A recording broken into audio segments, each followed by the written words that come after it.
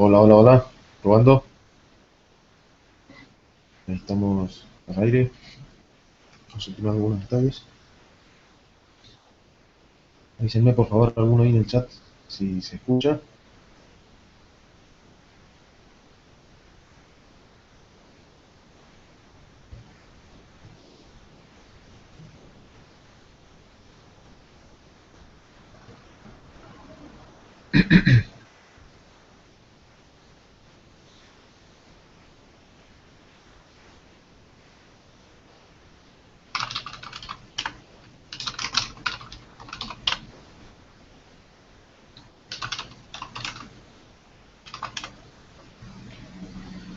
Testing.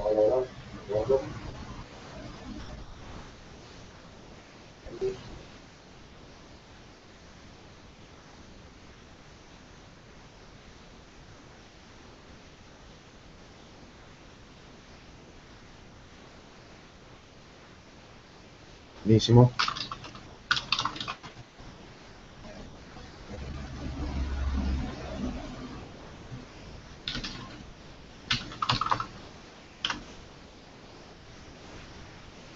Pues vamos a ir arrancando.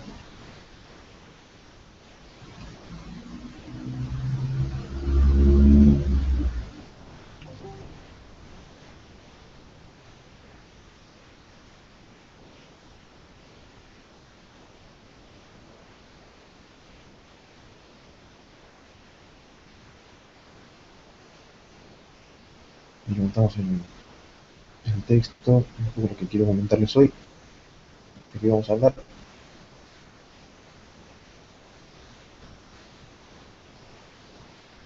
Iniciamos.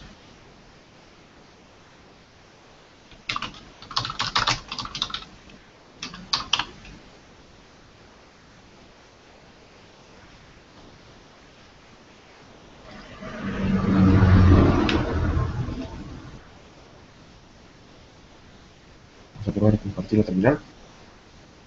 Buenísimo.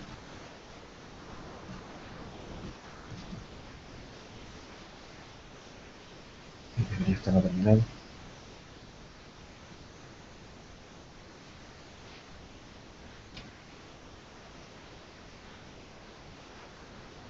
Desde Colombia. Genial, bienvenidos. Vamos a arrancar así. Cumplimos un poco con el horario. Bien, bienvenidos a todos, buenas tardes. Ahí vamos a dejar el chat. Les comento que hay un chat de IRC que está abierto, lo he dejado abierto esta vez. Vamos a dejarlo ahí en stand-by. Vamos a dar la charla sobre lo que queremos hablar, un poco sobre el examen 101 del EPIC. Ahora les voy a comentar un poco de qué se trata todo esto.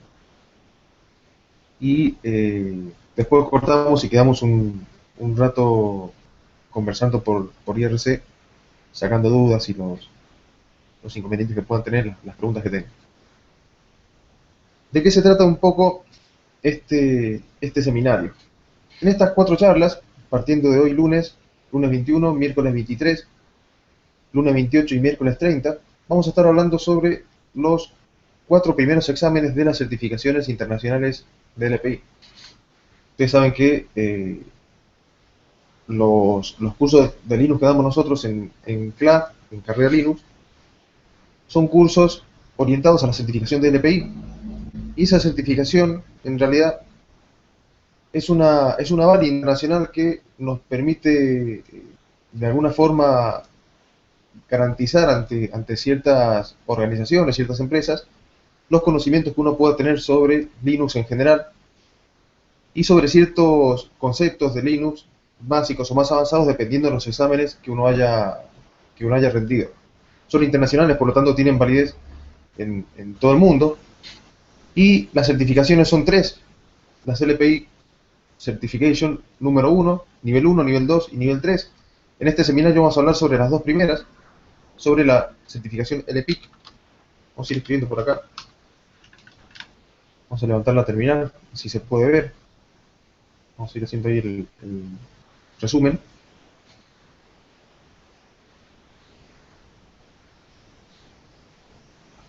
Ahí debería estar la terminal. Vamos a estar hablando sobre... antes que nada voy a presentarme. Para el que no me conoce, yo soy Diego Córdoba.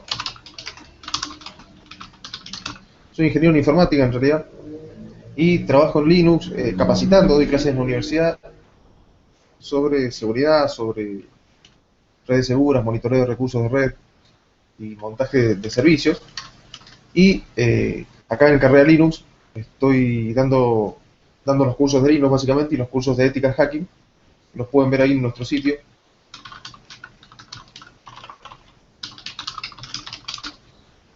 Por el que esté interesado va a poder acceder ahí. Incluso ya podemos llegar a mandar algún tipo de promociones, algún tipo de temarios de cursos nuevos, gracias a que han registrado sus correos electrónicos. Este es el sitio nuestro, ahí tenemos un poco todo el temario de nuestros cursos. Este es nuestro blog, donde vamos subiendo artículos. Todas las semanas vamos posteando artículos nuevos, como para ir devolviéndole un poco a la comunidad lo que uno ha aprendido durante este tiempo. Y les comentaba que en esta serie de charlas, en estas 4 charlas, vamos a estar hablando sobre LPI.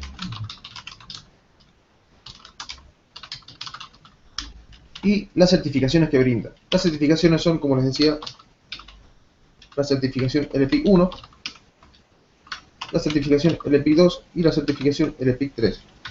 Cada certificación tiene sus exámenes. Vamos a basarnos en esta charla, como les decía, en las 2 primeros. Aquí tenemos el examen 101 y 102. Y aquí tenemos los exámenes 201 y 202.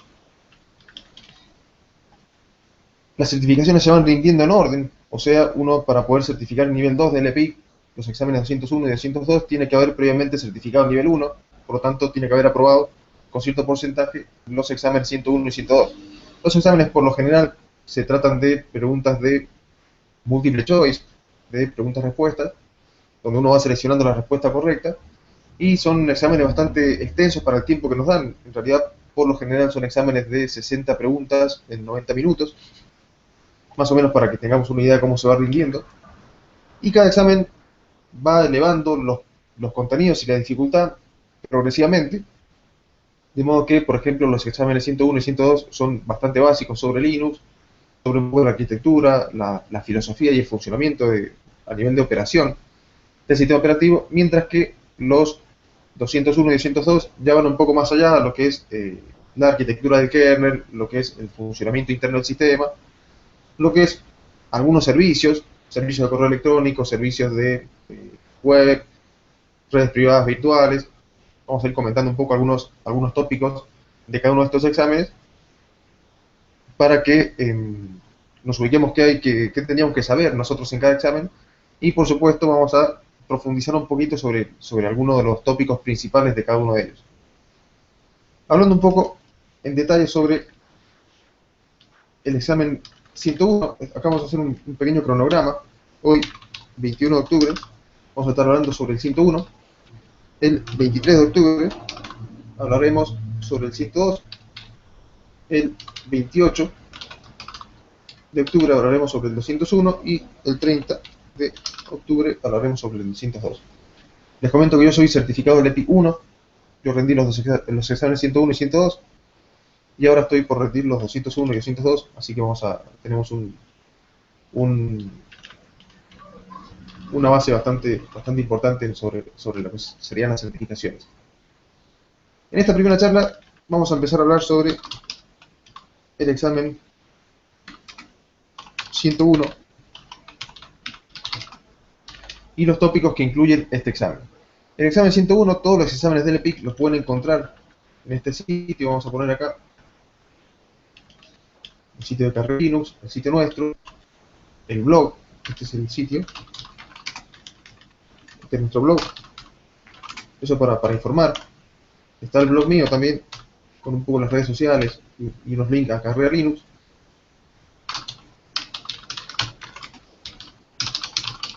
Y está el sitio de LPI, que van a poder visitar. para encontrarse información de último momento en realidad sobre las certificaciones. Estos exámenes tienen ciertos temarios básicos, pero los detalles de los temarios van a ir cambiando, van a ir actualizándose con el tiempo. Incluso ahora en noviembre se modifican algunos temas de los exámenes del EPIC 2, el 201 y 202, y algunos de los exámenes del EPIC 3. Los EPIC 3 son 4 exámenes, 301, 302, 303 y 304, que dejaremos para algún tópico más adelante. El examen 101, para que veamos de qué se va a tratar todo esto, habla sobre básicamente 4 aspectos de Linux que tienen que ver con la arquitectura del sistema operativo,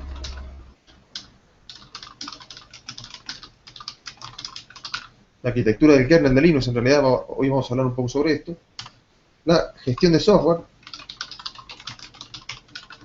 del sistema operativo, o sea, cómo instalamos y cómo instalamos aplicaciones, qué mecanismos tenemos, qué alternativas tenemos, comparado por ahí con otros sistemas operativos que no son abiertos. Habla también sobre comandos básicos del sistema en realidad, porque no se profundiza demasiado en comandos en el examen 101. Vamos a ver que el 102 ya incorpora bastantes más comandos, por lo tanto, comandos y incluso la parte de shell scripting. Por lo tanto, vamos a profundizar más que nada en la parte de comandos y shell scripting durante la charla del examen 102, perdón, el miércoles que viene. Comandos y administración básica de dispositivos. Básica, dispositivos y sistema de archivos jerárquico. Digo administración básica en realidad porque se trata de nociones básicas. Todo esto se profundiza después en el examen 201, donde ya se trabaja sobre módulos, sobre controladores, sobre cómo hacer que Linux reconozca los dispositivos y los pueda trabajar de alguna manera eficiente. Incluso tuneando algunos aspectos de ciertos dispositivos, como los discos, por ejemplo, para lograr cierta eficiencia en su trabajo. Los tópicos de los exámenes van dividiéndose en números en realidad. Tópico 101.1, 101.2, 101.3, que son los puntos principales que uno debería cumplir para de alguna forma cubrir el temario original de los exámenes. Todo esto está explicado ahí en el sitio del EPI. Yo estoy un poco sacando información de ahí, les voy explicando, les voy resumiendo un poquito lo que deberíamos conocer para trabajar con un sistema Linux. Para los que están sumando ahora, les comento ahí que está el chat abierto. Hemos suspendido un poquito el chat. Les doy la bienvenida a todos de nuevo. Ahora cuando terminemos la charla, calculamos tipo 1 hora más o menos, como a las 8 estar terminando la charla, para ponernos para seguir sacando dudas por chat, por IRC. Tienen el link de la terminal de chat ahí en la pantalla para que lo puedan acceder. Luego de cada una de las charlas, esto va a quedar publicado en nuestra galería de videos. Van a poder ver la galería de videos por acá.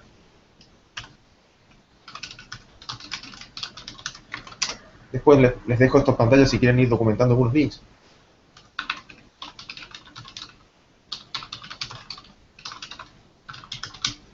Ahí colgaremos carrealino.com.ar/videos, colgaremos los videos de streaming de estas charlas para que los puedan disponer si no pueden estar presentes hoy.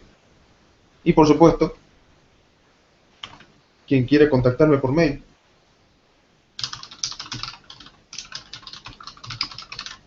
ese es mi correo personal, es gtalk, y el correo de informes para ventas e información sobre precios de cursos, temarios, promociones y demás, es informes@carrealino.com.ar. Pueden contactarse ahí que con todo gusto estaremos disponibles. Continuando un poquito con nuestra charla, vamos a ir viendo algunos de los tópicos principales del examen 101. El primero de ellos es el tópico, vamos a ir, el 101.1, es el que habla un poco sobre la arquitectura del sistema operativo y el hardware. El sistema operativo, en realidad, Linux, se forma arquitectónicamente como una conjunción de dos grandes partes que son el sistema operativo propiamente dicho, el sistema GNU. No vamos a entrar demasiado en detalles sobre la historia, ya que en otros seminarios que pueden ver ahí en nuestra galería de videos hemos hablado bastante sobre historia, sobre una introducción a Linux. Así que diremos básicamente que el sistema se estructura en dos grandes partes. Una de esas partes es el sistema GNU, por un lado, y por otro lado tenemos el kernel Linux. Y esto lo he puesto en este orden no por importancia, sino por una cuestión de arquitectura. Generalmente en los diagramas de arquitecturas, en la parte superior está el nivel de usuario y en la parte inferior está el nivel del fierro, el nivel del hardware. Aquí tendríamos, por ejemplo, las aplicaciones, mientras que debajo del kernel tendríamos el hardware.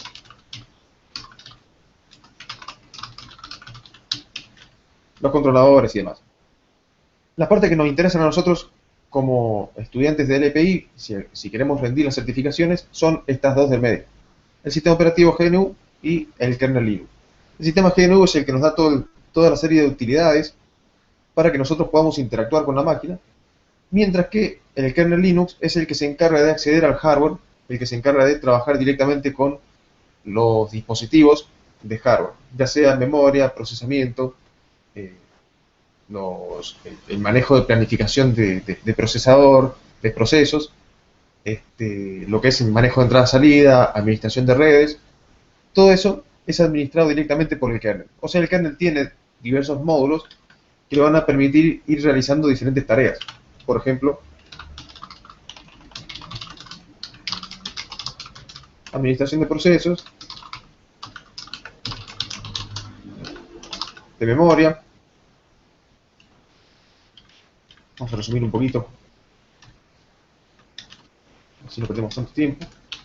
Administración de procesos, administración de memoria, la administración de entrada-salida, lo que tiene que ver con dispositivos físicos de entrada-salida, incluyendo sistemas de archivos. El file system, el virtual file system, en realidad. Esto se escribe así. En otras charlas estaremos hablando sobre Virtual File System y sobre el sistema de archivos jerárquico, esto que comentaba recién, porque en realidad en Linux, en sistemas GNU Linux en general, tenemos un solo sistema de archivos virtual, con un solo directorio raíz, del cual se descuelgan todo el árbol de directorios del sistema, a diferencia, por ejemplo, de un sistema Windows, de un DOS. Tenemos solamente un sistema de archivos virtual para todo el sistema, para todos los discos, que uno pueda tener, todos los dispositivos de almacenamiento, y de ese sistema de archivos virtual nosotros vamos a ir cargando de alguna forma, o el sistema va a ir cargando de alguna forma, algunos directorios como puntos de montaje de dispositivos de almacenamiento, algunos directorios que serán directorios virtuales, en los cuales tendremos archivos que se verán como archivos, pero no son archivos reales guardados en disco. Por ejemplo, archivos de administración de procesos, archivos de dispositivos. Vamos a ir viendo esto luego cuando hablemos del sistema de archivos virtual, que es otro de los tópicos de los que hablan la certificación del PIC. Esta parte del kernel de Linux es muy importante en realidad porque ahí tenemos todas las características de por qué Linux existe y cuáles son las tareas que realiza. Y nosotros tenemos a nivel de sistema operativo GNU algunas herramientas, llámese comandos, llámese frontend gráficos, que nos van a permitir administrar todas las partes del sistema Linux. A través de llamadas al sistema, hay una capa acá intermedia que no he querido poner para no complicar demasiado. Hay una capa acá en el medio que se llama interfaz de llamadas al sistema. Llamadas. Que en realidad es un estándar que se llama POSIX. .1. Un estándar de Unix. La interfaz de llamadas al sistema es un API heredado del Unix. El nombre POSIX se lo dio Richard Stallman con la generación del sistema GNU Linux y demás. El POSIX en realidad es un API como cualquier otro API. Para el que no sabe el concepto de API, es una serie de funciones que nos permiten desde una capa de una arquitectura, como en este caso el sistema operativo, poder ejecutar funcionalidades de otra capa como es el kernel. Yo en el sistema operativo, a través de comandos, puedo acceder a funcionamientos internos del kernel. Por ejemplo, el manejo de procesos con comandos que yo voy a ejecutar que van a estar realizando llamadas al sistema o ejecutando, en palabras simples, funciones de este API para poder ejecutar esas llamadas al sistema. Por ejemplo, un comando PS, vamos a ir haciendo acá algunos ejemplos. Esta es mi máquina. El comando PS que me muestra los procesos locales que están corriendo en mi terminal y en mi usuario. Es un comando que accede al sistema operativo, accede al kernel. Yo estoy trabajando en el sistema GNU, o GNU, como le gusta llamarlo a Richard Stallman. El comando PS y tantos otros comandos, por ejemplo, los que acceden a dispositivos de almacenamiento, a archivos, que abren archivos, que cierran archivos, están accediendo internamente al kernel. Necesitan acceder al kernel porque el kernel es el que tiene la información de cuáles son los procesos que están corriendo, en qué estado están esos procesos, cuáles son los process IDs. Un poco vamos a hablar un poco sobre esto también. Fijémonos, por ejemplo, la lista completa de procesos del sistema. Sobre estos comandos vamos a ver después. Tenemos bastante información sobre cada uno de los procesos que están corriendo, y esa información no la tiene el sistema operativo, sino que la tiene el kernel, y nosotros se la consultamos a través de una llamada a una función del bajo nivel, que es la llamada del API de POSIX. Cuando yo guardo un archivo, que estoy escribiendo un archivo en disco, que estoy abriendo un archivo de disco, necesito acceder al bajo nivel para que el kernel acceda al dispositivo a través de su controlador, a través de su archivo, entre comillas, de dispositivo, que es la interfaz unificada que nos permite acceder a los elementos del almacenamiento. Y eso, todo ese funcionamiento está llevado a cabo en la capa del sistema operativo, está llevado a cabo acá. El kernel es el que termina accediendo al disco, el que termina accediendo al procesamiento, a la memoria, pero nosotros podemos acceder a esos datos a través del sistema operativo GNU, que sería el alto nivel, utilizando llamadas al sistema, utilizando comandos. Incluso si nosotros programamos en lenguaje C, por ejemplo, vamos a ver que una de las partes principales de la administración de software es la compilación de aplicaciones, y el 90% de las aplicaciones en Linux están escritas en C, C, C++, usando incluso librerías gráficas como GTK, como Qt, que nos permiten compilarlo y hacerlo andar todo nuestro software directamente en una plataforma de 32 o 64 bits basada en Unix, basada en POSIX, que es el estándar de lo que sería el Unix, Linux, todos los heredados de Unix en realidad. Y si nosotros programamos, también podemos programar en el alto nivel o podemos programar en el bajo nivel, ya sea programando directamente para el sistema GNU o programando POSIX, programando esas llamadas al sistema, preguntándole al sistema operativo ciertos datos, como el estado de algún archivo, como el estado de algún proceso, incluso la generación y eliminación de procesos del sistema. Nosotros podemos trabajarlos directamente a ese nivel. Esta sería entonces uno de los puntos fuertes del examen 101, lo que es la arquitectura del sistema operativo. Acá se trabajan también el tema de módulos. En el kernel de Linux también tenemos módulos. Estoy poniéndolo por acá.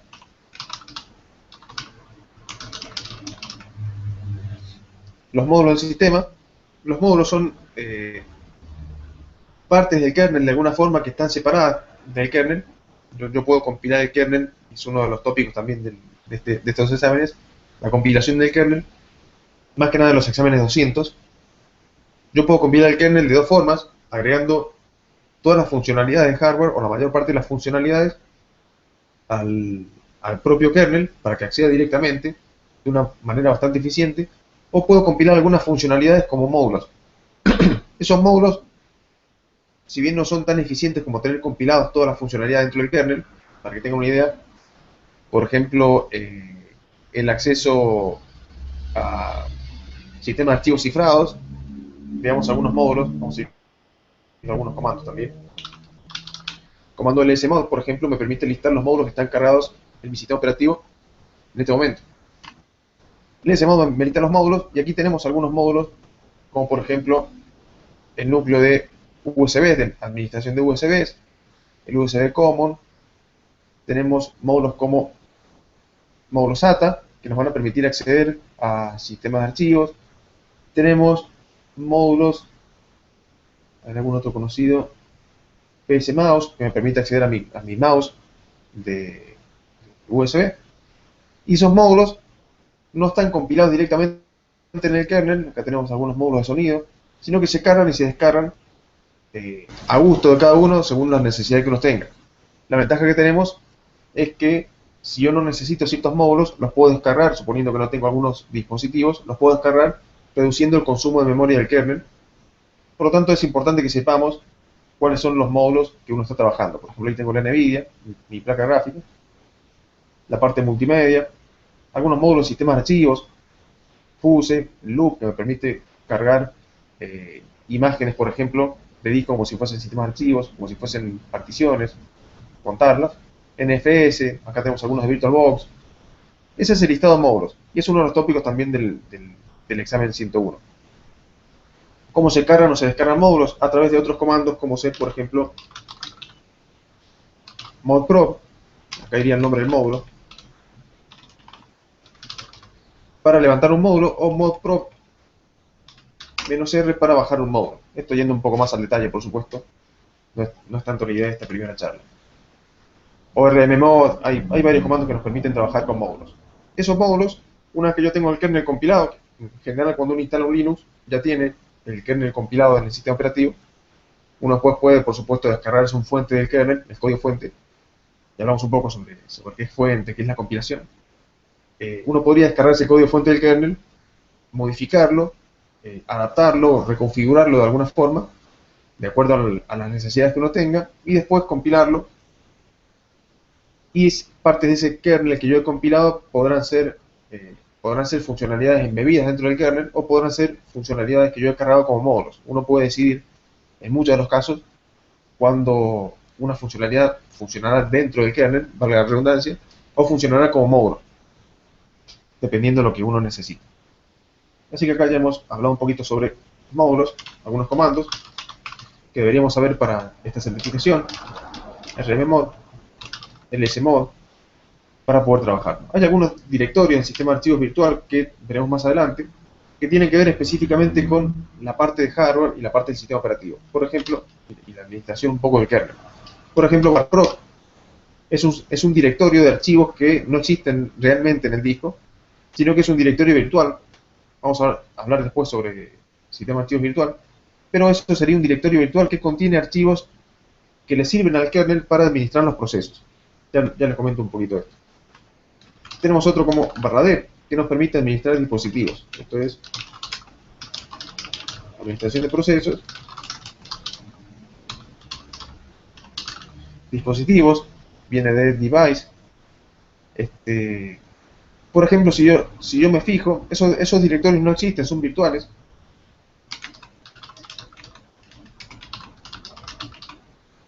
Si entramos acá, por ejemplo, en mi terminal, cualquier cosa que no se cargue bien la terminal o no se refresque bien la pantalla, por favor, avísenme.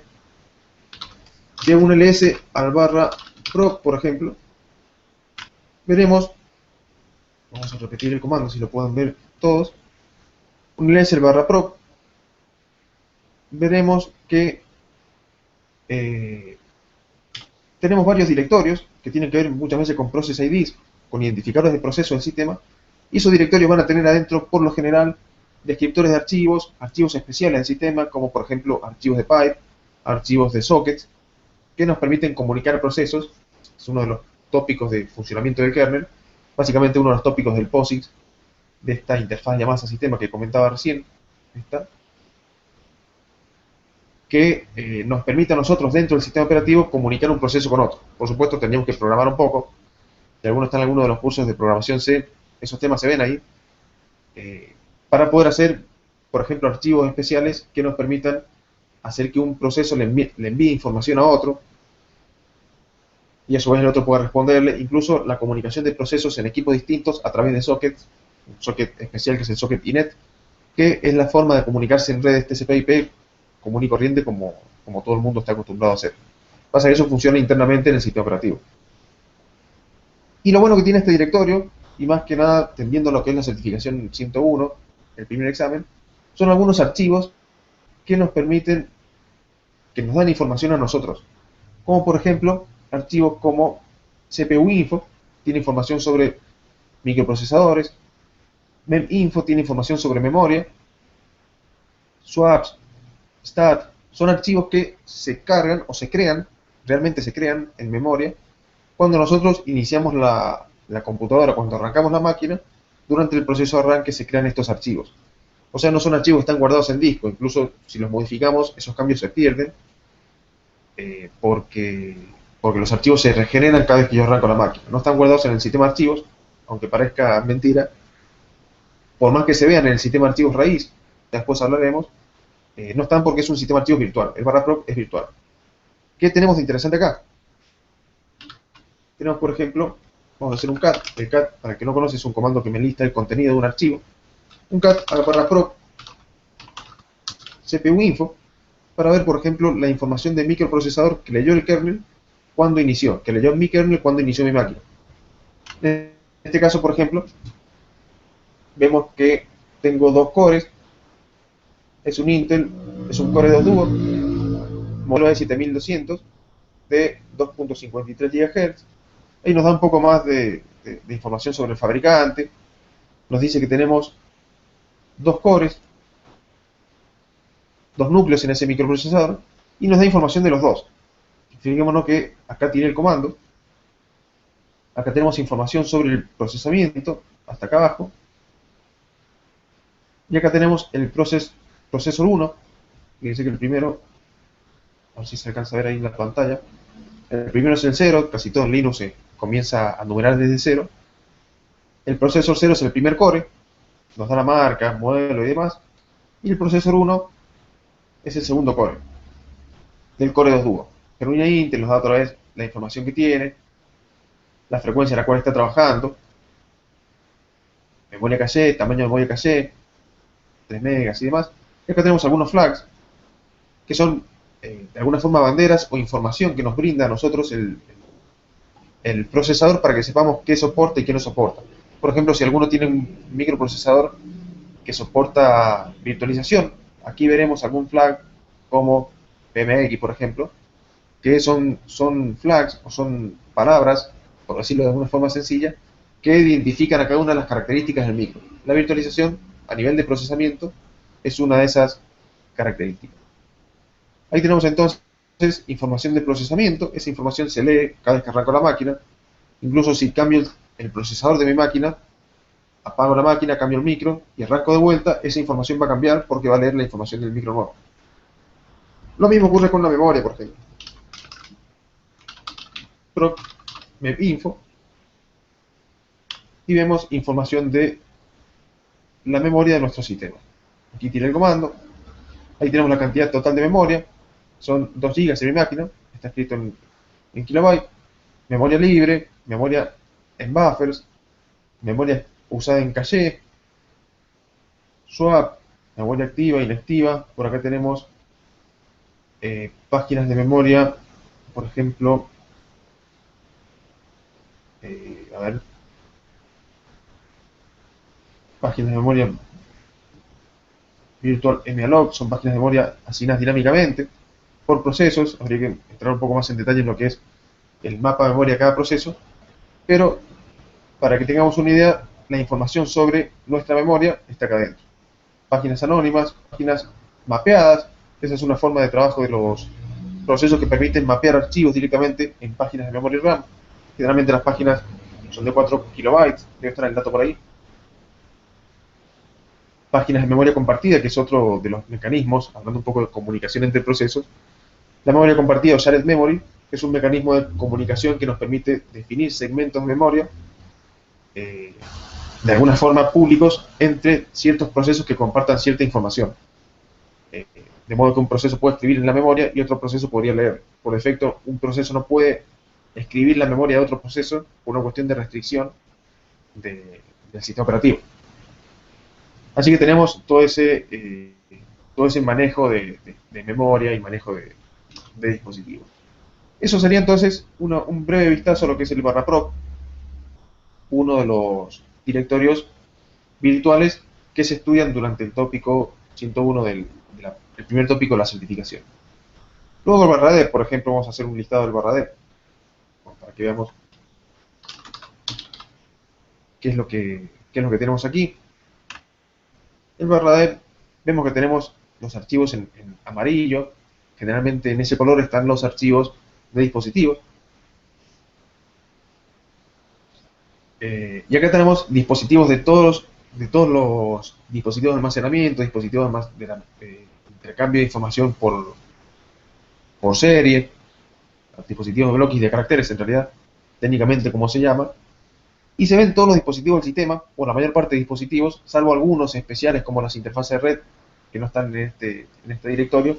Pero se ven, por ejemplo, estos de acá, SDA 2, 3, 5, son todas particiones de un disco. El disco es SDA 2 es, por ejemplo, la segunda partición primaria, 3 es la tercera, que en este caso, en mi caso particular, es una partición extendida, y el 5, 6 y 7 son 3 unidades lógicas dentro del primer disco.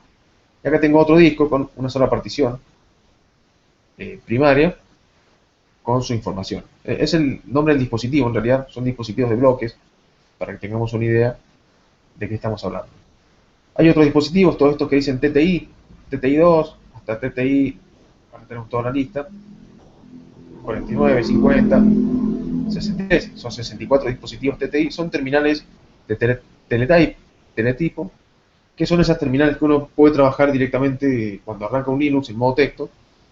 TTI 0, TTI 1, TTI 2 son las terminales de texto donde uno está trabajando. Después tenemos, por supuesto, las PTS, este directorio que ven acá. El PTS tiene adentro pseudo terminales, de ahí viene la sigla. Las pseudo terminales son emulaciones de la terminales de texto, pero para trabajar sobre entorno gráfico, para, por ejemplo, levantar un emulador de terminal como este que están viendo ustedes, es uno que se llama Tilda, o cualquiera, el XT, el Genome Terminal, cualquiera que uno esté acostumbrado a utilizar.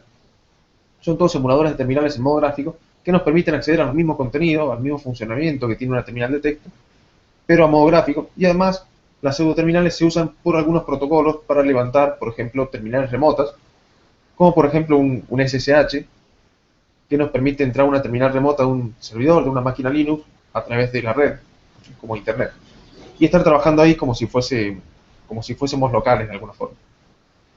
Y acá tenemos bastantes dispositivos, como se verá, algunos dispositivos especiales del sistema, como el dispositivo nulo, que se usan por algunos dispositivos, por algunas aplicaciones, incluso uno puede llegar a utilizarlos lo ha utilizado alguna vez en algún tipo de scripting. Todo lo que cae en el dispositivo nulo desaparece, en realidad se descarta, es una especie de hoyo negro, digamos, de dispositivos en Linux.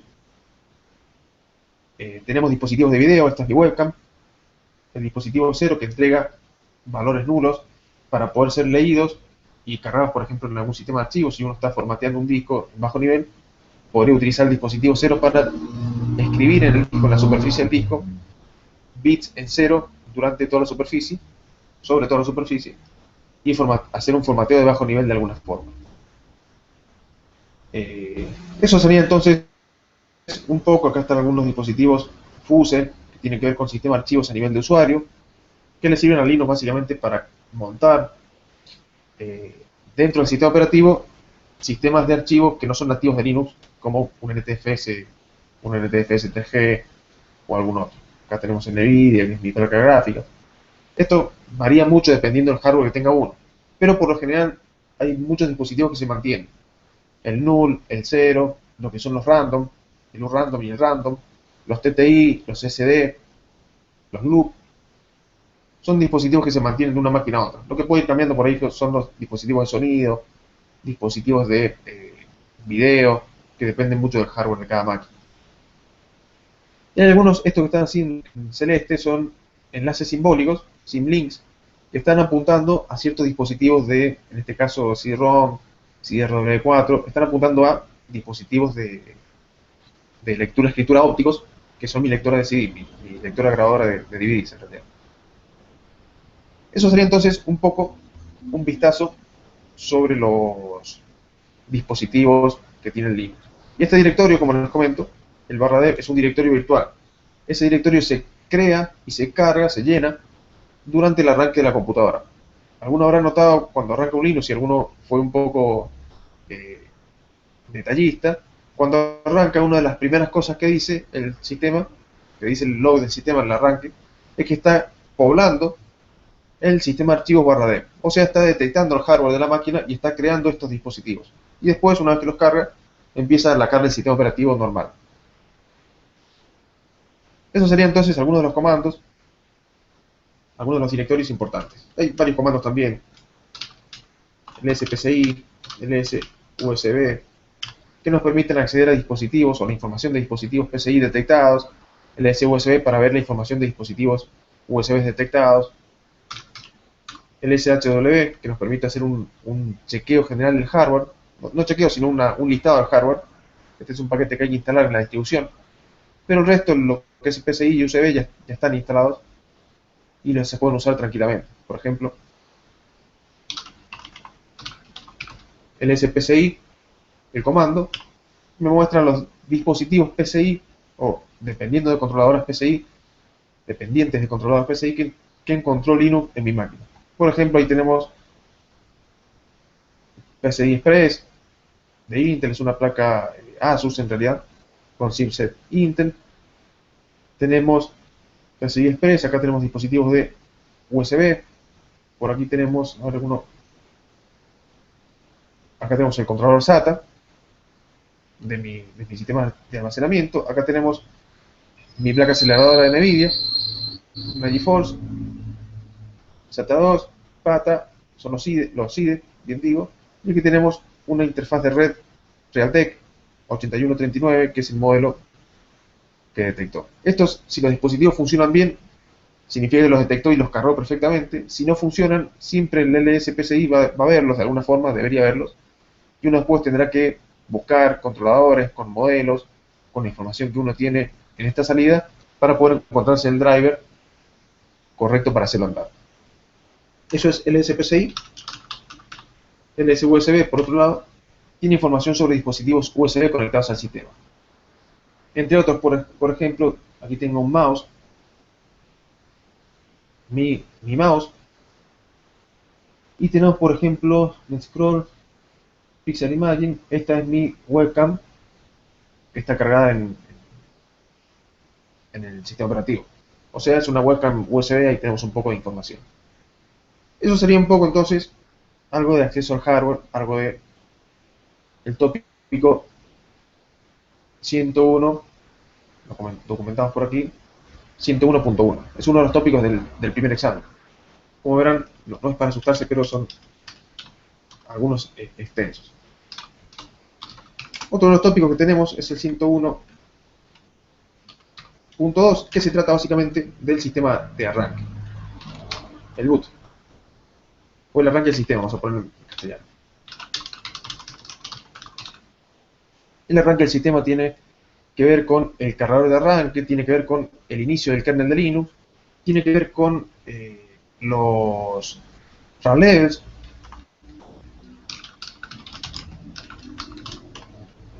vamos a poner la configuración del inicio, tiene que ver con comandos como dms, que nos permiten mostrarnos mensajes que recogió Linux durante su arranque para que nosotros sepamos después si Linux cargó bien o si hubo algún problema, dónde estuvo la falla. Esos comandos nos permiten trabajar un poco después en el sistema operativo sobre la secuencia de arranque y poder corregir por ahí algunos módulos, la carga de algunos módulos de alguna forma. Este primer examen es, si bien parece complicado, es bastante conceptual. Sobre todo esto no es tanto de solucionar problemas de dispositivos y demás, sino que bastante conceptual. O sea, saber para qué sirven las cosas, más que tratar de solucionar algún problema real y demás. Tenemos, como les comentaba, los RAM levels. Los RAM levels o niveles de inicio del sistema operativo, que tienen que ver con los servicios que se cargan al arranque. Los RAM levels pueden trabajar en dos formas en realidad, lo que sería el System B, o más conocido como LTC init.d y el nombre del servicio, sería el servicio, y el directorio etc rc, vamos a ponerle numeral .d, que es un directorio que contiene para cada uno de los run levels. Run levels son 6, algunos son operativos, otros no. No vamos a entrar demasiado en detalle en esto ahora, pero para que tengamos una idea, dependiendo del run level, son la cantidad de servicios que estaré montando. ¿Cómo se montan esos servicios? Hay un directorio en el sistema, esto hablando del systemd, ¿no? El funcionamiento normal, por ejemplo, de un Debian. Hay un directorio que tiene los binarios o scripts de inicio del sistema operativo con el servicio, por ejemplo, un correo electrónico, un servidor de correo electrónico, un servidor de web, un servidor de cualquier cosa, un SNMP, lo que sea. Incluso algunos servicios del sistema, como PortMap, están corriendo acá, están los binarios acá adentro, y dependiendo del run level que uno cargue, por defecto en Debian es el 2, voy a tener en este directorio etc rc2.d un enlace simbólico que va a estar apuntando. Un enlace simbólico, para el que no conozca, es una especie de acceso directo que va a estar apuntando a un archivo de servicio del directorio init.d. Por lo tanto, si nosotros quitamos de este directorio del rcx.d un enlace, cuando arranquemos el sistema en ese run level, ese servicio no va a arrancar. ¿Se ve? Si yo quiero que arranque un servicio en cierto run level, voy a tener que colocar acá un enlace simbólico, y todo se maneja de una forma bastante fácil de administrar, digamos, a través de comandos, como ser el update rc.d para cargar por defecto o detener algún servicio, el service, que nos permite arrancar o detener servicios en tiempo real, o la edición, editando el archivo, el etc inittab, que es el archivo de configuración de inicio del sistema operativo. El etc inittab nos dice, por ejemplo, en qué run level quiero cargar el sistema operativo. Por defecto es un 2, un 3, dependiendo de la distro, por supuesto, un 5. En este archivo vamos a decirle en qué run level queremos cargar, y después con esta combinación nosotros vemos qué servicios queremos cargar en ese run level. Y esto es para systemd. Systemd es una de las arquitecturas Unix heredadas del manejo de servicios. La otra es una que se llama Upstart, que es la que maneja Ubuntu, básicamente, que trabaja con un barra etc. A ver, no me acuerdo cuál es el nombre del archivo.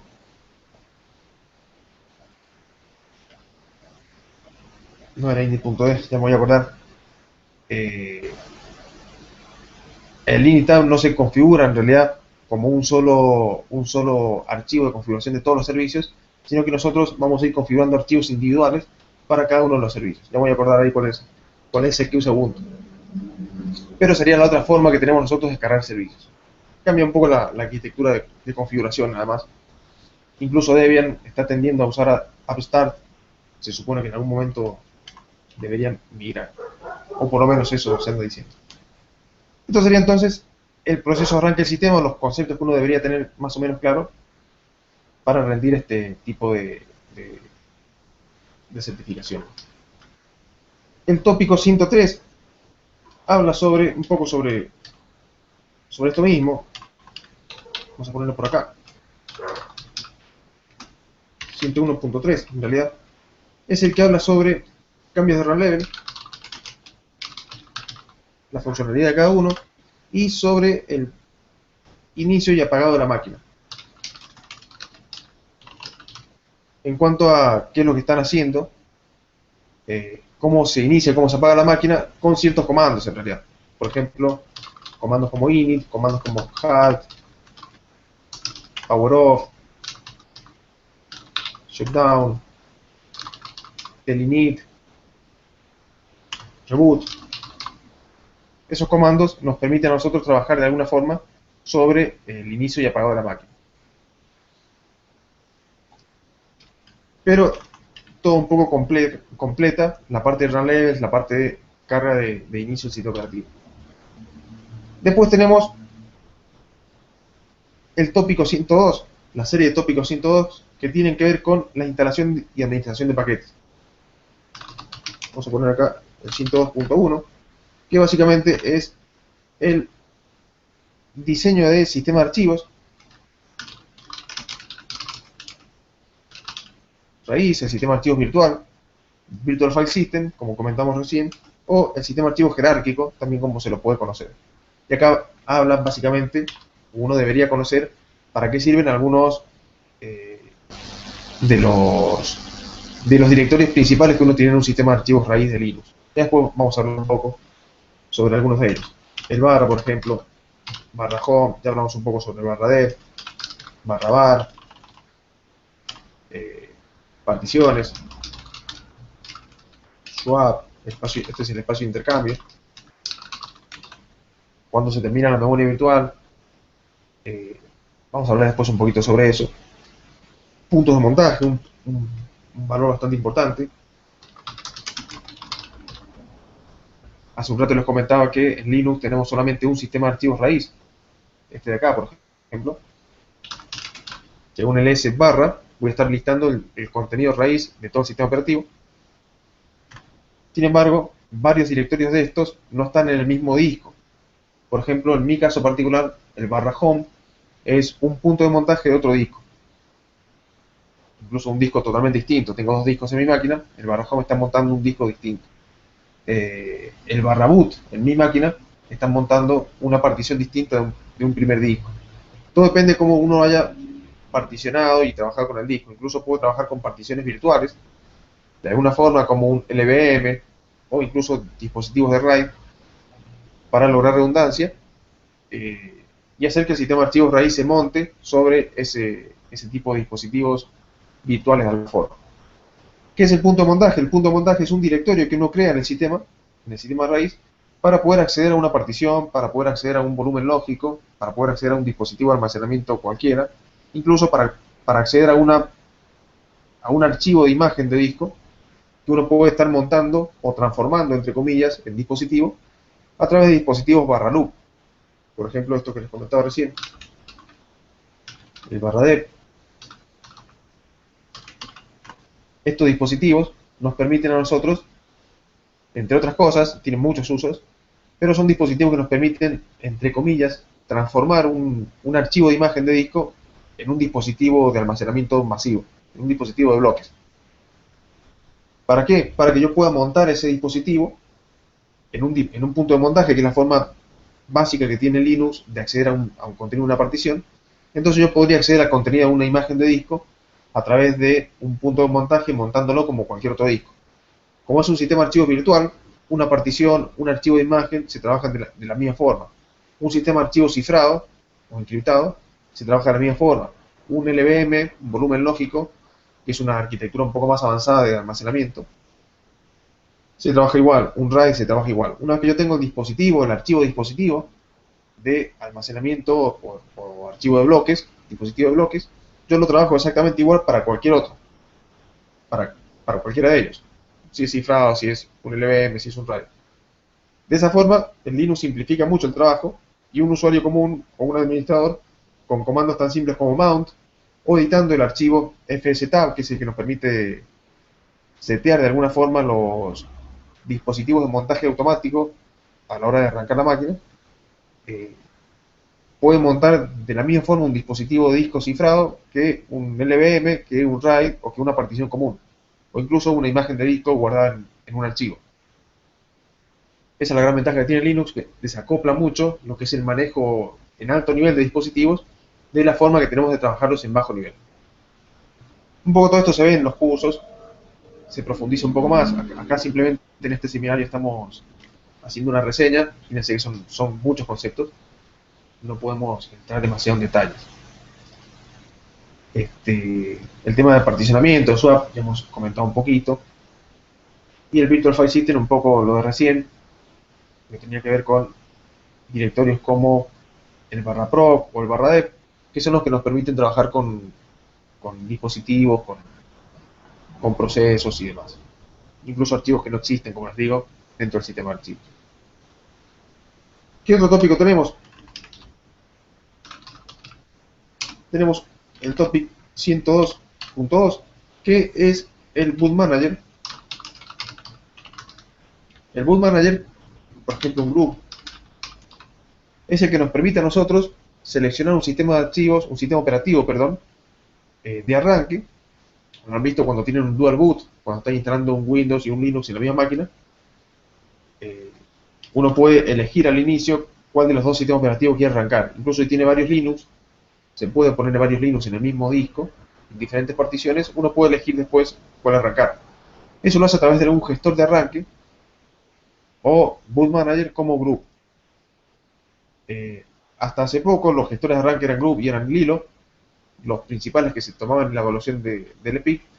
Hoy en día únicamente se está tomando group porque es el que se ha estandarizado más en las distribuciones y el Lilo ha quedado un poco obsoleto en ese sentido.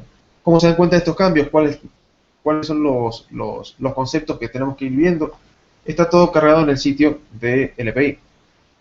Los tópicos, los temarios, por ahí han tirado el link.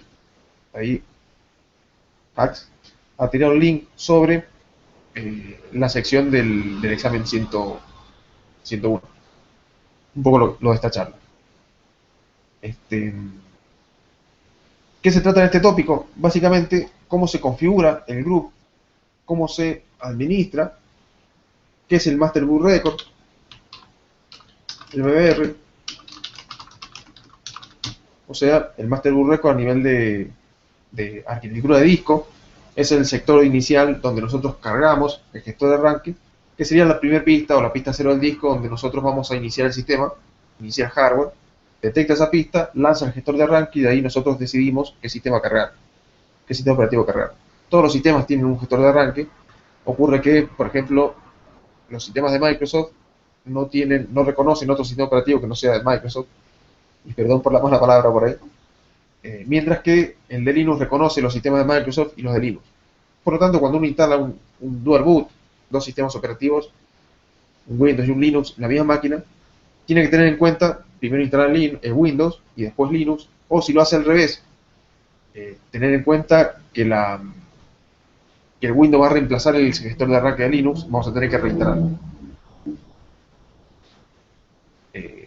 Pero todo se puede trabajar a través del group. Uno puede arrancar después con un live CD, puede trabajar un poco sobre el group, sobre la pista 0, sobre el Master Boot Record y restaurar el gestor de arranque. No es que se pierda la información y queda totalmente inaccesible. Tenemos ahí comandos como group install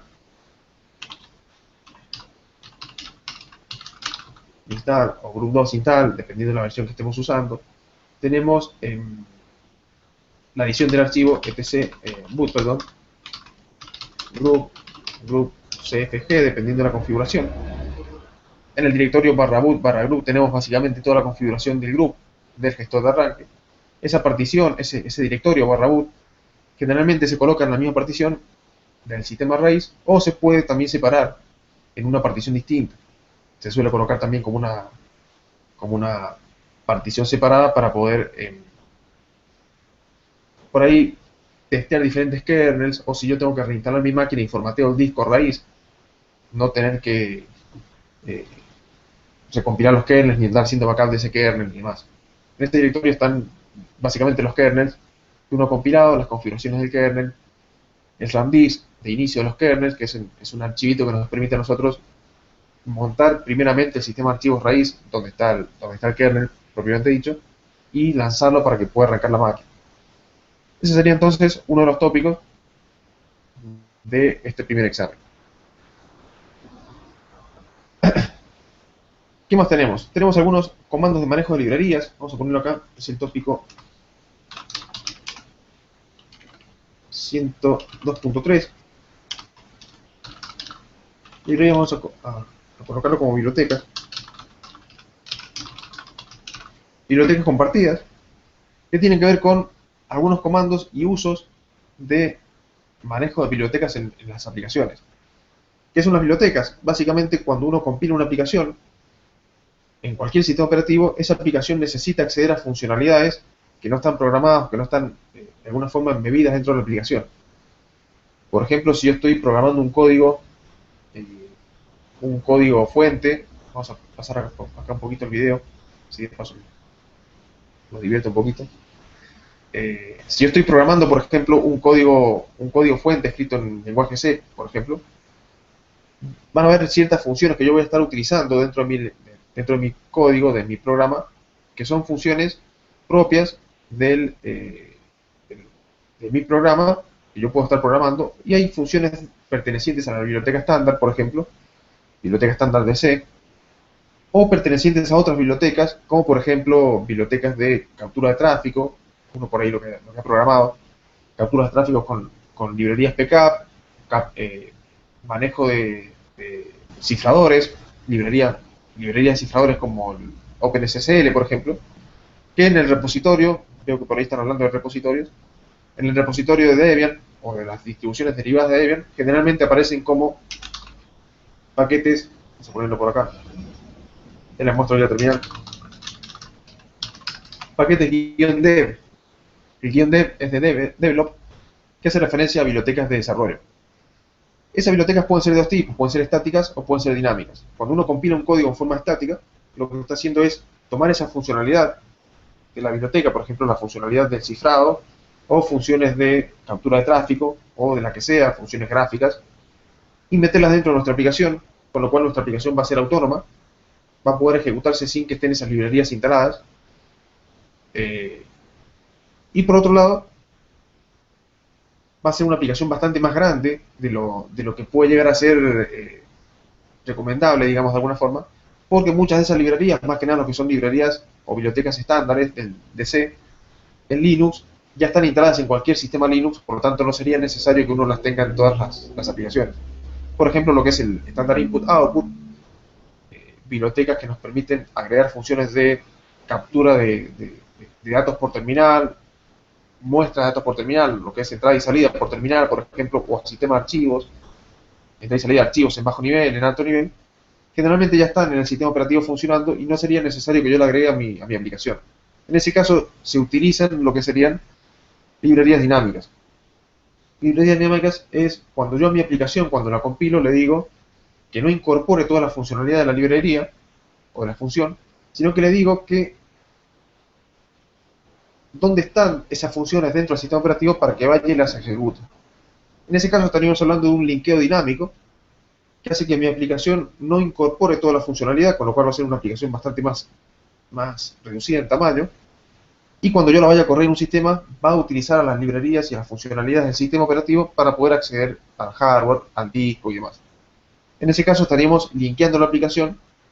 No vamos a entrar demasiado en detalle de qué es la compilación, qué es el link, pero para que tengamos una idea, estaríamos enlazando o linkeando la aplicación con librerías que ya están en el sistema.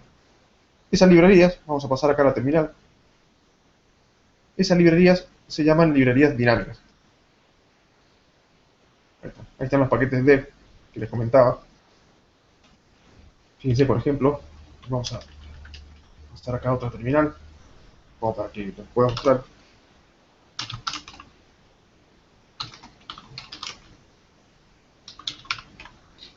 A ver si tengo.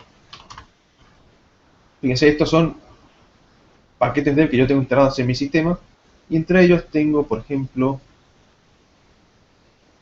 Python, bibliotecas de desarrollo Python, PHP 5 Dev, bibliotecas de desarrollo de PHP 5, y por ahí deberían estar las de OpenSSL, a ver si están instaladas acá. Son las que ya está usando OpenSSL, Python OpenSSL, no están las de Wrapper.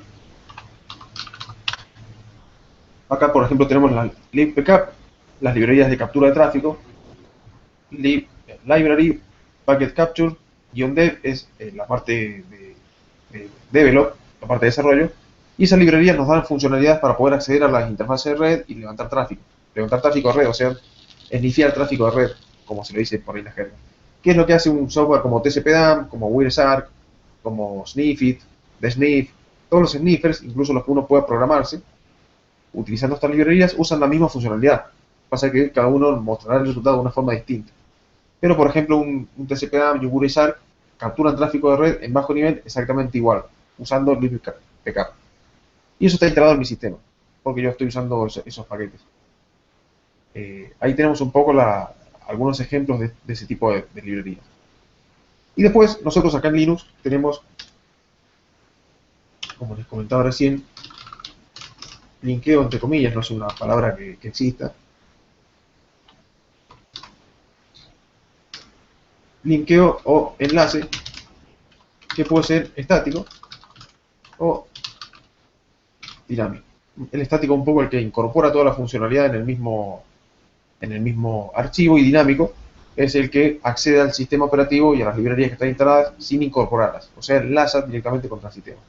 Aquí es donde se usan los archivos .a, que viene a ser la librería estática, viene al archivo. Y aquí tenemos los .so, si escribo bien, el Shared Object, que son las librerías dinámicas. Esta librería dinámica es el equivalente al DLL de Microsoft. ¿Ve? Ese sería un poco el equivalente, para que tengamos una idea.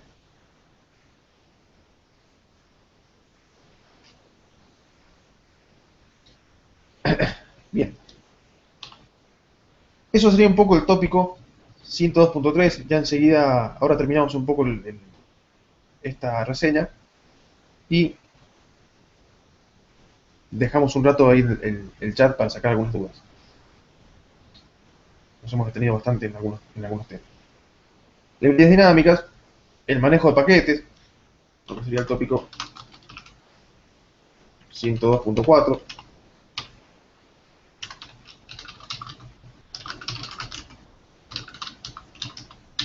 La administración de paquetes, que tiene que ver con cómo hacemos nosotros para instalar y desinstalar aplicaciones. Eso depende mucho de cada uno de los sistemas operativos, de las distribuciones de Linux. Temas de distribuciones y demás están explicados en algunos otros seminarios gratuitos sobre conceptos más básicos. Lo que tiene que ver con la administración de paquetes, por ejemplo, apt-get, aptitude, rpm, tpkg, yum. Acá he mezclado un poco los gestores de paquetes y los gestores de actualizaciones y de dependencias, pero son una forma que nosotros tenemos de acceder al software en un sistema Linux. Una de las formas es esta, a través de gestores de paquetes, donde uno se conecta directamente a un repositorio online. Por ahí decían el archivo sources.list, que tienen los repositorios online configurables, que son servidores de archivos, básicamente, que tienen la información de los paquetes que yo necesito, la aplicación. ¿Qué es lo que hacemos con estos gestores? Nos conectamos, descargamos la aplicación, ya precompilada, son aplicaciones funcionales, se descargan, se instalan en nuestro sistema y las tenemos disponibles. La otra forma es que yo me tenga que descargar automáticamente o manualmente el paquete para instalarlo en mi máquina, para lo cual usaré, por ejemplo, de PKG o RPM. Lo que es apt-get, aptitude y yum conectan directamente al repositorio y la descargan. Se usa generalmente para gestión de dependencias y actualización del sistema. Y en el caso de que no esté la aplicación que yo necesito en el repositorio, yo puedo usar la compilación desde los fuentes. El código fuente es el código escrito por el programador. Como estamos hablando de sistemas abiertos, por lo general disponemos de los fuentes de las aplicaciones. Los códigos fuentes pueden ser de software libre, pueden ser de open source, dependiendo de las licencias que tengan, más que nada. Pero generalmente está el código fuente. Si yo no tengo el paquete, por ejemplo, en un Debian, que usaré el aptitude, el apt-get o el dpkg, esto es Debian, lo que es rpm y yum es Red Hat o basados en Red Hat, o derivados o distribuciones que utilicen ese gestor de paquetes. Si yo tengo el paquete en el repositorio, lo descargo y lo instalo. Si no lo tengo, voy a tener que bajarme el software desde la página del desarrollador, el código fuente, si es que el desarrollador no me da un paquete ya precompilado. Lo descargo y lo compilo yo en mi aplicación, en mi distribución. ¿Cómo lo puedo compilar? Usando compiladores de Linux, como GCC, por ejemplo, que es el GNU Compiler Collection, compiladores de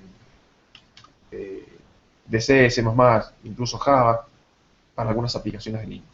Esa sería una forma también de acceder a los paquetes del sistema operativo. Bien. 102, vamos a ir a otro de los tópicos. Bueno, lo que es el 102.5 es un poco hablar de estos. de RPM y Yum, lo que es Red Hat. 102.4 es más que nada la parte de Debian. Vamos a ir separándolos de paquetes Dev. Entonces vamos a separar un poco los tantos. 102.5, que tiene que ver con RPM, y aquí tenemos el Yum, tenemos el comando RPM. Cada uno por ahí tendrá más o menos conocimientos en alguna de estas herramientas, dependiendo de la distro que está acostumbrado a usar. Por ejemplo, los dev, lo que es apt-get, aptitude y algún gestor gráfico, Synaptic, por ejemplo, son frontend para estos gestores de línea de comandos. Serán distribuciones Debian por paquetes .dev, basados en Debian o basados en Debian, como Ubuntu, como Mint, mientras que los RPM tienen que ver con distribuciones basadas en Red Hat o similares, como SUSE, como Mandriva, todas distribuciones tipo RPM, que es otro de los estándares que tenemos dentro de las distribuciones Linux. Son los dos más grandes en realidad. ¿Qué más tenemos? El tópico 103. Ya estábamos ahí acercándonos un poco a los detalles. 103 y 104. 103 habla un poco de comandos. 103.1 trabajo con comandos en realidad. Eso vamos a hablarlo después, porque como les digo, en la parte de comandos en el examen 101 es bastante sencilla, bastante básica, y en el examen 102 ya se tiende un poco más a lo que es el scripting, así que la próxima charla vamos a profundizar un poco en comandos, algunos otros comandos, y vamos a profundizar en lo que es algo de shell scripting, por lo menos para que tengamos algunas nociones de qué es lo que haría falta a la hora de trabajar en un sistema operativo. Tenemos el tópico 103.2, también hablando sobre comandos. Estoy sacando la información ahí del sitio de LPI oficial, un poco explicándoles y resumiéndoles qué es lo que nos estaría haciendo falta para rendir las certificaciones, en este caso la certificación, el examen 101 del LPI. El 101 junto con el 102 harían la certificación LPIC 1, aprobando las dos, tendríamos ese certificado internacional. El 102 habla sobre manejo de archivos,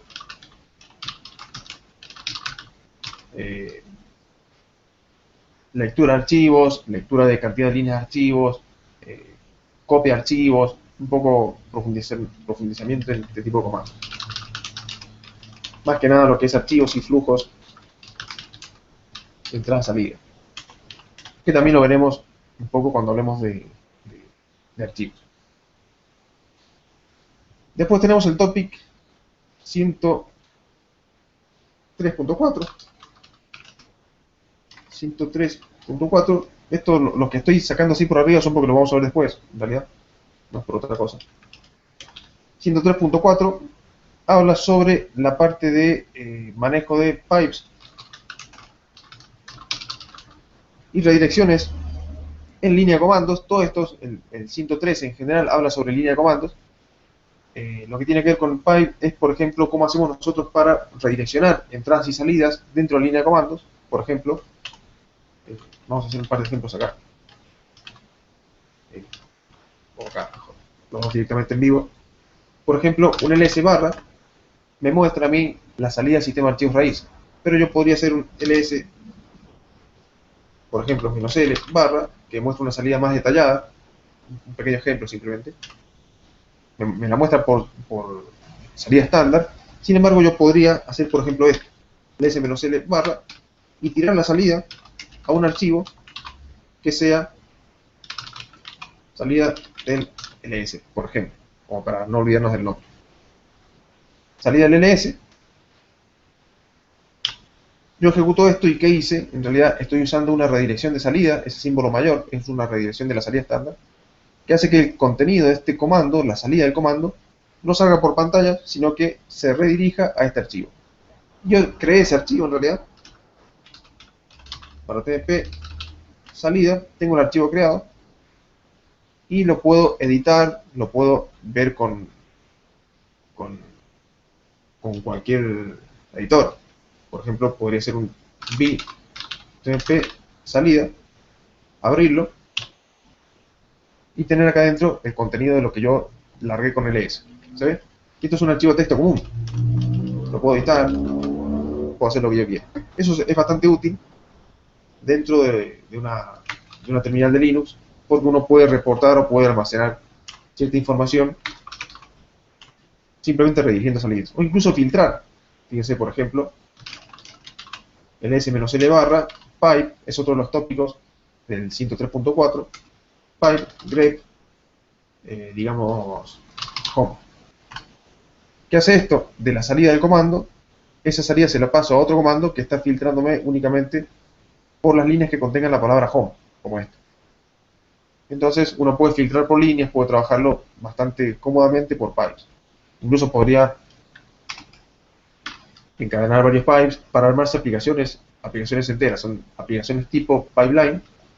Por ejemplo, si yo quisiera mostrar solamente los permisos, que es esta parte de acá, la primera columna, yo podría hacer una WK y mostrar el pesos 1.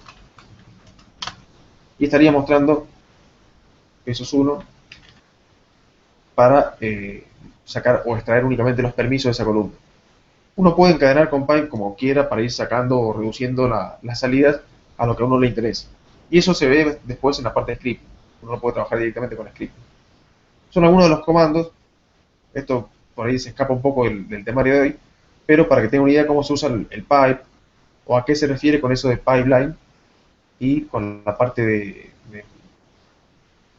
de redirecciones. Bien.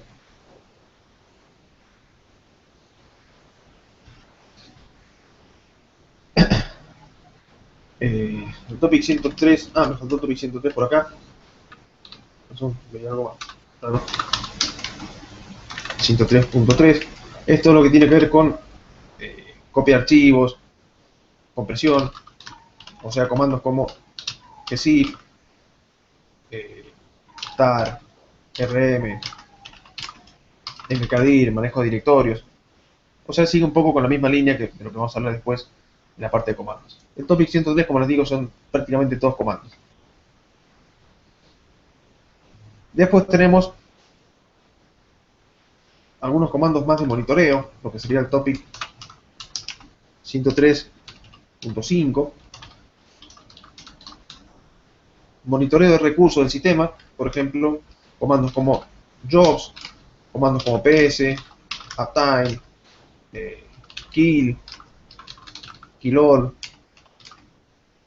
free, por ejemplo, top.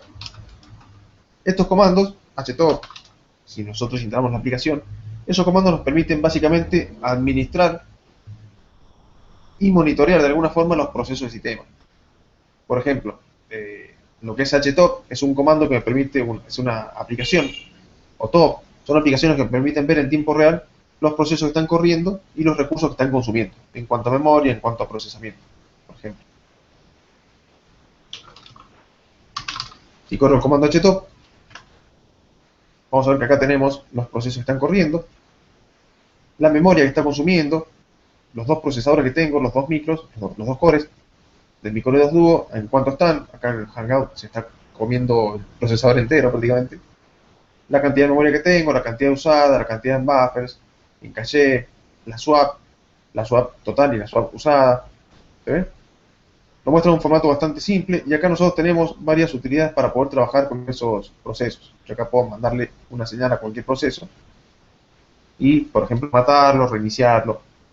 Es bastante completo el comando top. Esto es htop, en realidad es una versión más humanamente amigable del top. El top original es este. Bastante más duro, pero también útil. Y así como tenemos esos comandos, también tenemos el ps que les comentaba hace un rato, que me da una salida estática del uso del sistema operativo en procesos. Los procesos están corriendo en ese momento. En mi sistema, el estado de los procesos, no vamos a entrar demasiado en detalle, pero ese sería el estado, este es el process ID, o identificador que me permite, por ejemplo, matar un proceso cuando no está respondiendo. Y esos comandos, ese trabajo, es lo que se administra acá en el topic 103.5. Jobs, la parte de procesos en primer plano, en segundo plano, en foreground, background, eso podemos trabajarlo ahí. Esto un poco para que vayan conociendo qué es lo que haría falta saber para poder rendir este examen. El tema de la modificación de las prioridades del proceso, en algún seminario hemos hablado sobre procesos. El 103.6, por ejemplo, habla sobre prioridades de procesos y administración de las prioridades. O sea, cómo hago que un proceso tenga mayor chance de entrar al micro respecto a otro proceso, si yo necesito que entre más veces o se ejecute más rápido. Ya que se usan comandos como nice, como ps, renice, el mismo top, htop, ya que arriba, como les mostré recién, nos permite ver el estado de los procesos, acá abajo nos permiten también, entre otras cosas, cambiar las prioridades dinámicas de los procesos. Incluso el kernel también administra estas prioridades para evitar que los procesos queden colgados eternamente. Hay bastante detalle ahí. ¿Qué más tenemos? El topic 103.7, ya estamos ahí llegando al final de los topic 103. Como verán, es bastante detallista en lo que tiene que ver con comandos, con funcionalidad del sistema. De hecho, es la parte práctica de la administración de un Linux, este topic 103. Así que tendríamos que tener bastante en claro este tipo de conceptos. El 103.7 tiene que ver con la búsqueda de información.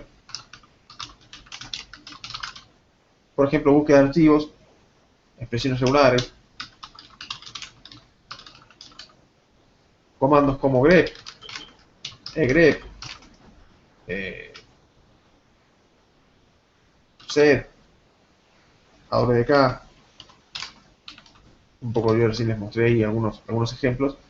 Este tópico se basa básicamente, para la redundancia, en estos conceptos. Cómo buscamos dentro de un archivo ciertos patrones, cómo filtramos de alguna forma ciertas expresiones a través de este tipo de comandos. Como les mostré recién, filtrar una línea con grep, filtrar una columna con awdk, con qt. También podríamos filtrar columnas. Son todos comandos que se usan para filtrar información de salida de un archivo, información de salida de un comando, sin ningún inconveniente. Y después tenemos el topic 103.8, que tiene que ver con el editor de textos Vim. Vim. ¿Qué es este editor que estoy usando yo en este momento? Es un editor de texto de línea de comandos, muy utilizado en el ambiente Unix. De hecho, es un editor de Unix heredado a Linux, bastante completo, muy potente. Yo lo suelo usar también para programar, así que imagínense que tienen manejo de tabs, manejo de escritorio partido. Esa parte de arriba, por ejemplo, está fija, mientras que la parte de abajo la estoy trabajando yo. Todo por línea de comandos. Es uno de los editores favoritos para mí de lo que es el trabajo en Linux. Todo lo suelo hacer con editor Vim. Y acá tenemos un montón de comandos de trabajo con Vim. ¿Por qué Vim, no otro editor? Porque simplemente Vim es el que está contemplado en la certificación LPI. Es uno de los editores más conocidos para poder trabajar acá. Si uno quiere rendir LPI, tendrá que conocer Vim. Por más que maneje Nano, que maneje Emacs o algún otro, lo que pide la certificación, en el caso del examen 101, es el editor Vim. Eso sería entonces un poco el manejo del topic 103. Es uno de los tópicos bastante extensos, donde tenemos administración de comandos, administración de sistema por comandos, archivos, un poco lo que les he hablado por acá, redirecciones, pipes, administración de procesos y edición de configuraciones y edición de configuraciones de servicio y de sistema operativo a través del editor Vim. Y después saltaríamos a lo que es el topic 104, vamos a ponerlo por acá,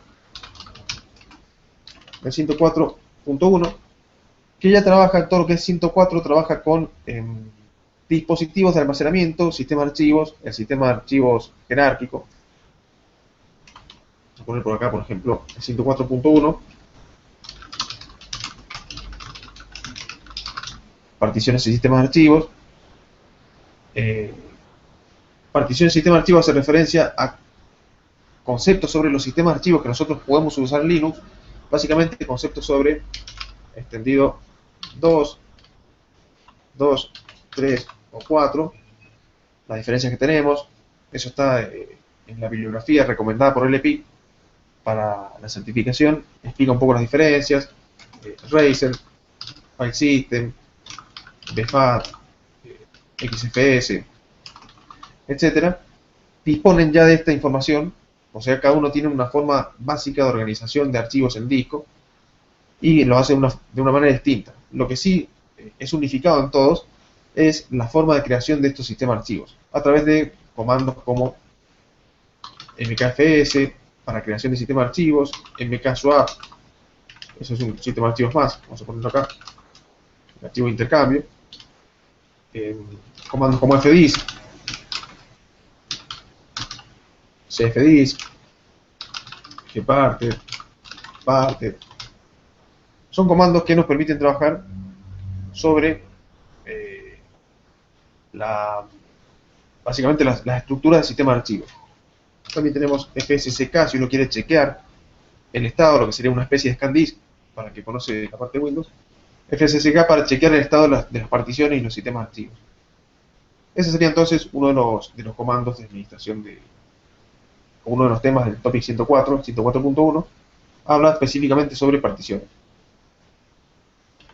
El 104.2 habla específicamente sobre el mantenimiento y la integridad de los sistemas de archivos.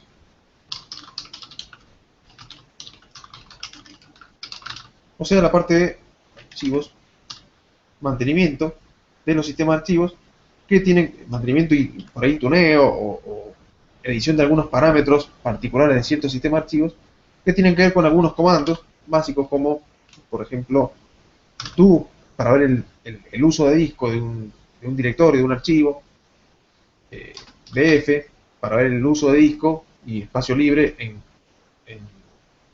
diferentes particiones. Acá hay una alternativa que se llama dfc, que está en algunos repositorios, que nos muestran la salida del df un poco más mejorada de alguna forma. Fíjense, por ejemplo, para que tengamos una idea ahora, un df-h me muestra la salida de algunos de mis sistemas de archivos, la cantidad de espacio ocupada, la cantidad de megas disponibles, espacio ocupado. Por acá tengo el barra home con el 41% ocupado, 271 gigas libres. Eso lo puedo ver con df. Está el dfc, que muestra mi información pero un poco mejorada, digamos. Ya tenemos colores, tenemos alineamiento de columnas y demás. Tenemos, por ejemplo, do menos, por ejemplo, sh barra boot, que muestra, por ejemplo, cuánto consume un directorio particular, sumarizando todo el contenido que tiene adentro. Estos son modificadores de cada uno de los comandos que también tendríamos que tener en cuenta, por lo menos los principales, a la hora de rendir la certificación. Eso está también en las bibliografías, en la documentación de estas examinaciones. Serían algunos de los comandos que harían falta saber para el topic 102.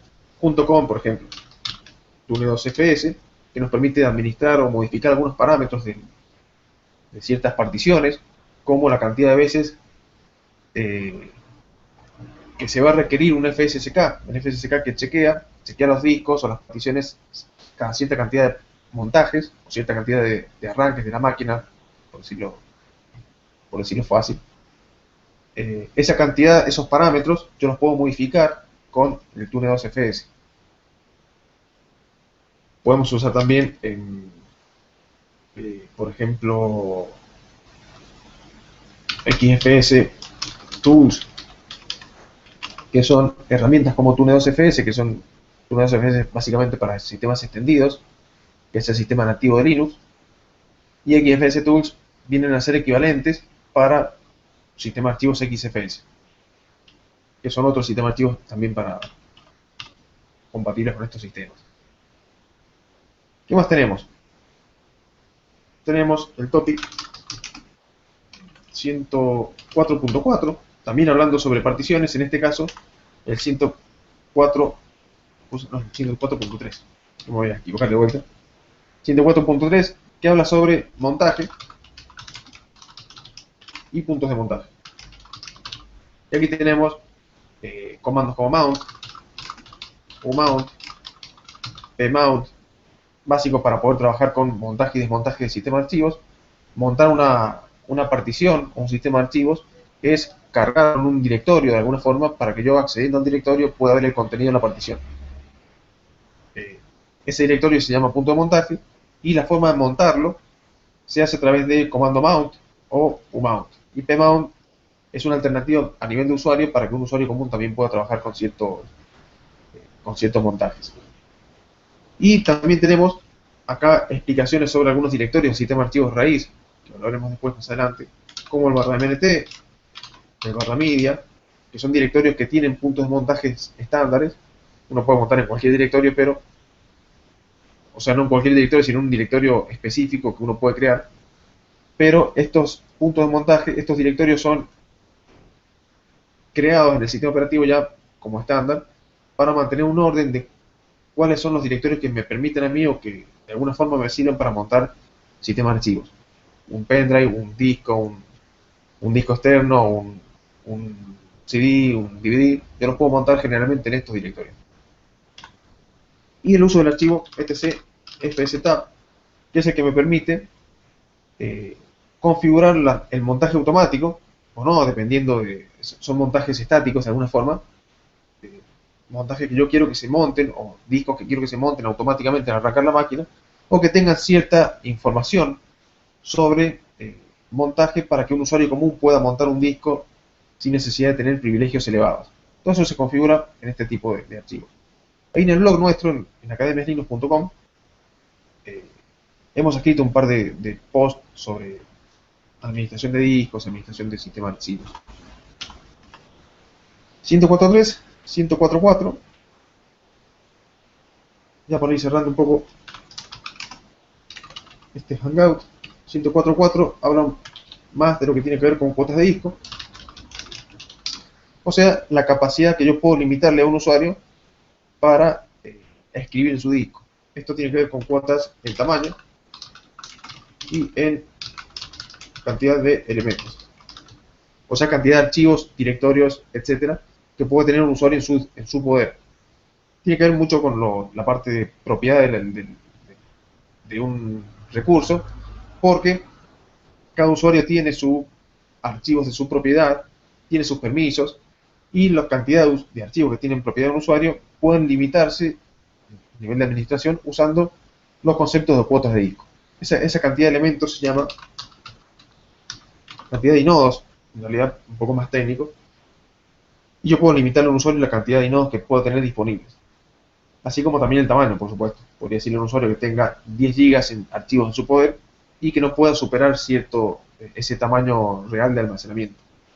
Se usa más que nada en servicios de correo electrónico y demás, servidores de archivos, para que un usuario no monopolice el espacio en disco. 104.4 y después, bueno, tenemos la parte de 105, 104.5 y 104.6, que habla más, 104.5 por ejemplo, habla todo lo que tenga que ver con permisos, un poco la extensión de 104, permisos y propiedad. O sea, comandos como user, group y las variantes en bajo nivel como user add, group add, toda la parte de manejo de permisos, chmod, chown, grp, umask, que nos permite a nosotros modificar permisos. chmod, el modo de un archivo son los permisos. chown nos permite cambiar al dueño del archivo, incluso al grupo. chgroup es cambiar el grupo. umask es la máscara de creación de elementos nuevos para un usuario.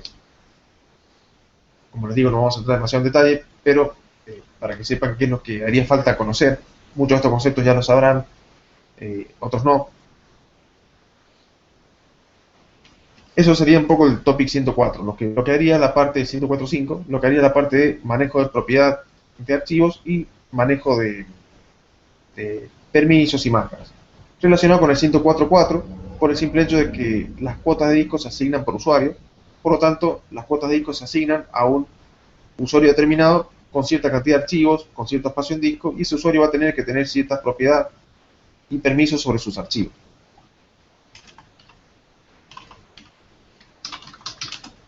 Avanzando un poquito, el 104.6, de alguna forma, habla sobre enlaces simbólicos,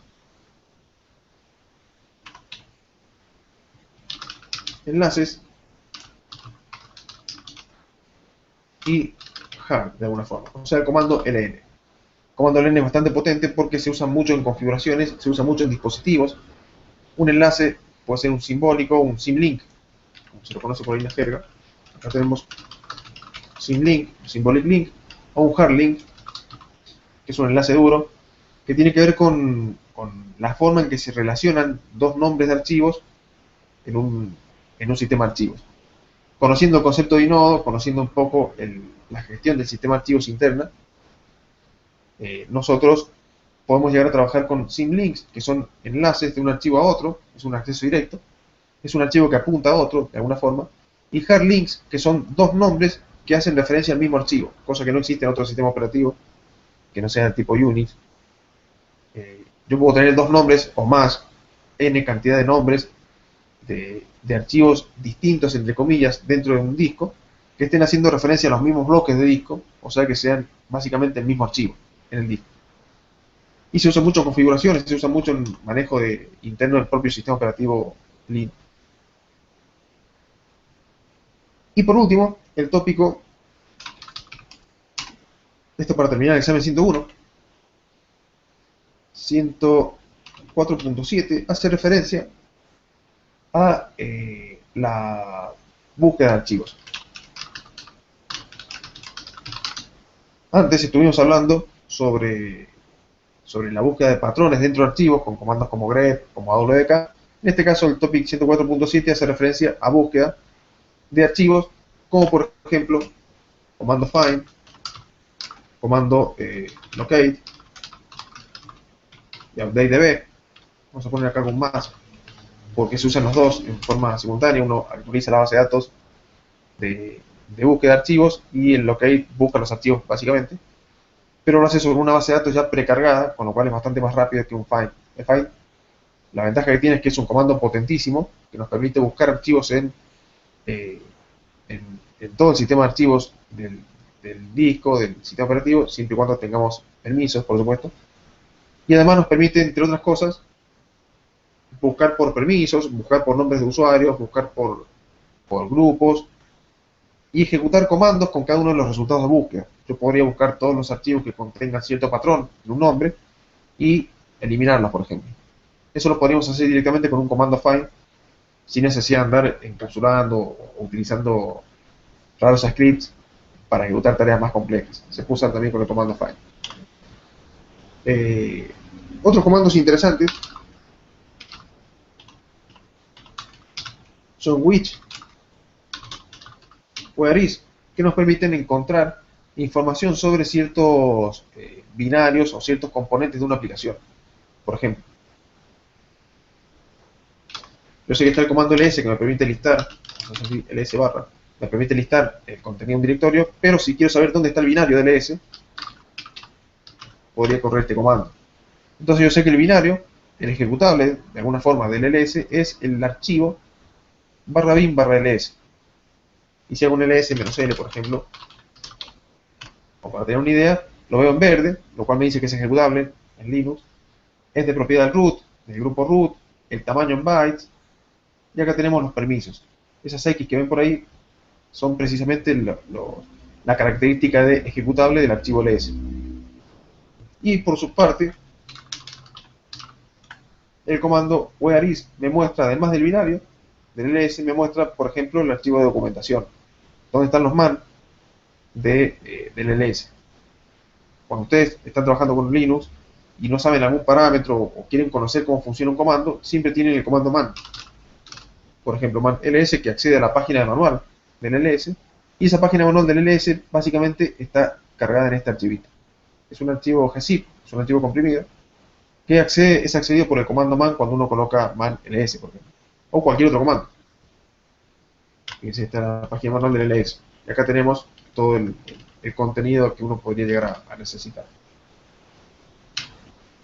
Y así con cualquier comando, en realidad. Esto para que vean un poco un vistazo de lo que podríamos llegar a hacer. Serían algunos de los comandos propios de búsquedas. Búsquedas de archivos, en general, búsquedas sobre una base de datos ya predefinida, o búsquedas de información sobre algún binario. Sobre alguna aplicación específica. El comando type, también, y esto ya para cerrar, es un comando importante a la hora de poder definir o encontrar cuál es el tipo de un archivo.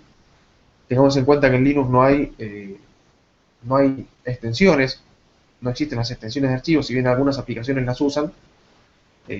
No es como en Windows que uno tiene un .exe y sabe que es ejecutable. En Linux podríamos tener un archivo ejecutable sin extensión, de hecho generalmente no tiene extensión, no es ejecutable. ¿Y cómo me doy cuenta que es un ejecutable? Primero por los permisos, generalmente, y segundo por el formato interno que tiene ese binario. ¿Cómo sabemos cuál es el formato interno? Por ejemplo, con el comando type /bin ls. El tipo, a ver,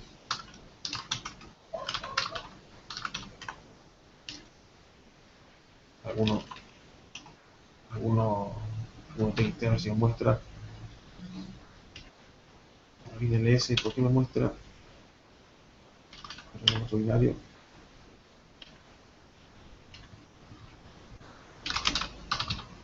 Alguno binario.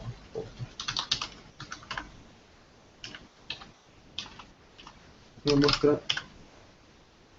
Vamos a ver si el mal no tiene. Ahí tengo un problema yo con el type mío. El type me debería mostrar en realidad el tipo de un archivo. A ver si tengo algún txt. File, perdón. Ahí está. Era el comando file, una confusión mía. El file, por ejemplo, me muestra cuál es el tipo de un archivo. File me dice acá que es un LF, es el formato ejecutable de Linux, es un ejecutable de 32 bits para mi Linux x86, que es un 32 bits, es un Core Duo, un Debian, es un Debian 8 y 386.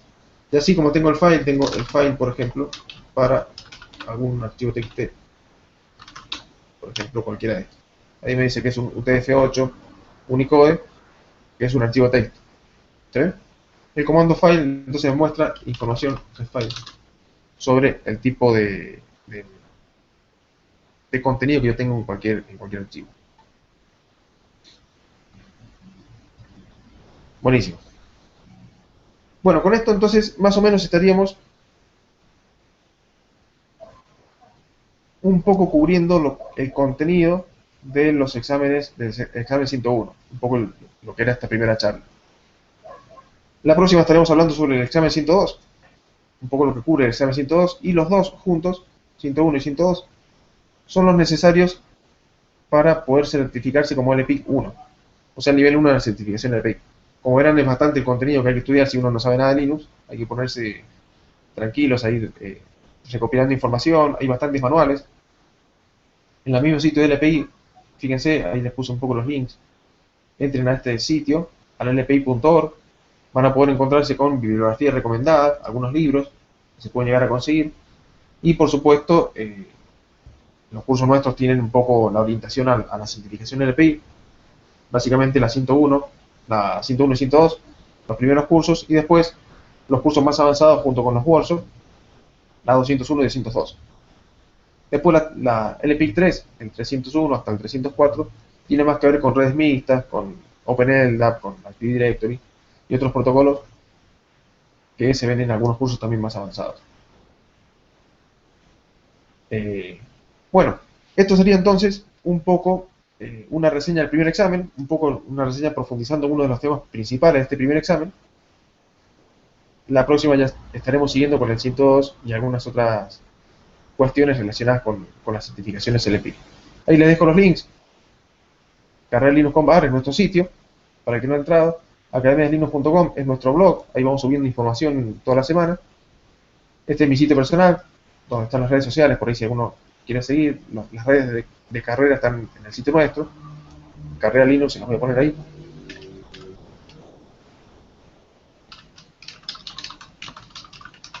Carrera Linuxar y en el Facebook también. Carrera Linuxar. Nos pueden seguir, acá está el sitio de lpi.org, donde está un poco el temario que les he estado comentando.